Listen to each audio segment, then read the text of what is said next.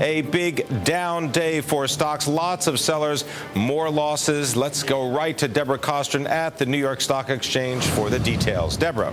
And, you know, Pimm, we saw this selling globally, stocks globally dropping for a seventh day. And we saw that selling all day long, really never abating here in the U.S. session. And what we did see, at least for one point, the Dow was below 11,000. We managed to close above that level by the closing bell. And, of course, the reason for all the selling, a lot of concern that China will be raising interest rates, and they may need to raise those rates to control inflation. And in addition to that, there's still big concerns that the debt crisis in Ireland, Greece, and also Portugal is getting worse. And so one of the things that we did see, just a down market all the way around, Pimm.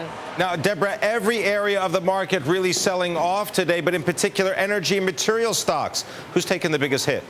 Yeah, you know, Pimm, all this concern about China raising interest rates had an impact on all of the commodities and the raw materials, because the thinking is that this is going to reduce a lot of commodity demand because China is the biggest metals consumer. And that led to a lot of the selling in the corresponding stocks. You can see crude oil tumbled to a two-week low. And so what we saw in the stocks like Exxon, also Chevron, taking a hit. And then if you take a look at the Reuters Jefferies Commodities Index, you can see a very steep decline in that index. And then what we saw in terms of stock performance, you saw stocks like Alcoa and Freeport-McMoRan also lower on the day. Pimm, back to you. Thank you very much, Deborah Kostroun, reporting from the New York Stock Exchange.